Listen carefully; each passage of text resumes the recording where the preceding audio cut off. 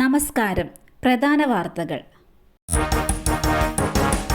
മാവേലിക്കരയിൽ ക്രിസ്തുമസ് തലേന്ന് 2 കരോൾ സംഘങ്ങൾ ഏറ്റുമുട്ടി. നൂർനാട് കരിമുളയ്ക്കലിലാണ് കരോൾ സംഘങ്ങൾ ഏറ്റുമുട്ടിയത്.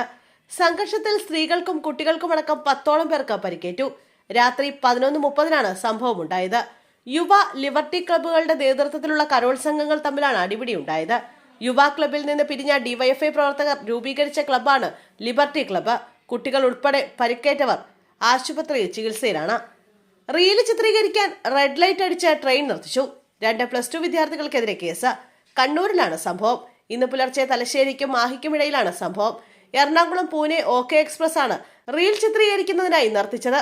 സംഭവത്തിൽ 2 +2 വിദ്യാർത്ഥികൾക്കെതിരെ കേസെടുത്തു. ഒരാൾ ഓടി രക്ഷപ്പെട്ടു. 2 പേരെയും കണ്ണൂർ റെയിൽവേ പോലീസ് അറസ്റ്റ് ചെയ്ത് ജാമ്യത്തിൽ വിട്ടു. കുടുംബവഴക്കിനിടെ യുവാവിന് വെടിയേറ്റു.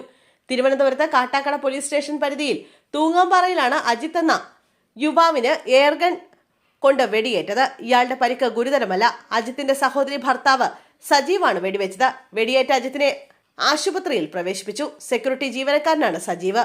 അജിത്ത് തിരുവനന്തപുരത്തുള്ള ഒരു ബാറിൽ ജോലി ചെയ്തു വരികയാണ്. ഇരുവരും താമസിക്കുന്ന ഒരു വീട്ടിലാണ്. ഇരുവരും മദ്യലഹരിയിലായിരുന്നു എന്നാണ് പുറത്തുവരുന്ന വിവരം. ഫോൺ ചോദിച്ചിട്ട് കൊടുക്കാത്ത വൈരാഗ്യമാണ് ആക്രമണത്തിന് പിന്നിലെന്നും പറയുന്നു. മധ്യവയസ്കരെ തടഞ്ഞു നിർത്തി ATM കാർഡ് പിടിച്ചു വാങ്ങി 1 ലക്ഷം രൂപ കവർന്നു. 3 പേർ അറസ്റ്റിൽ. കണ്ണൂർ നെല്ലിക്കുന്നിലാണ് സംഭവം. ഇന്ന് രാവിലെ നടന്ന സംഭവത്തിൽ ആലമ്പാടി സ്വദേശി ഖമറുദ്ദീന്റെ 1 ലക്ഷം രൂപയാണ് നഷ്ടമായത്. 3 അംഗ സംഘം ഖമറുദ്ദീനെ തടഞ്ഞു നിർത്തി കാർഡ് കൈക്കലാക്കിയ ശേഷം ATM-ൽ നിന്ന് 1 ലക്ഷം രൂപ പിൻവലിക്കുകയായിരുന്നു. തുടർന്ന് ഖമറുദ്ദീൻ നൽകിയ പരാതിയുടെയും വിവരങ്ങളുടെയും അടിസ്ഥാനത്തിലാണ് പോലീസ് കേസെടുത്ത് അന്വേഷണം നടത്തിയത്. പിന്നാലെ 3 പ്രതികളെയും കാസർഗോഡ് ടൗൺ പോലീസ് തിരിച്ചറിയുകയായിരുന്നു.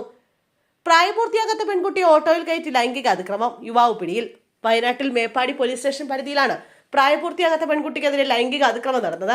പരാതിയിൽ ഓട്ടോ ഡ്രൈവറെ പോലീസ് അറസ്റ്റ് ചെയ്തു. 2025 ഓഗസ്റ്റ് മാസത്തിലാണ് സംഭവം. മേപ്പാടി മാൻകുന്ന് ഇന്ദിരാ നിവാസ് KV പ്ലംബറാണ് മാസങ്ങൾക്ക് ശേഷം പിടിയിലായത്.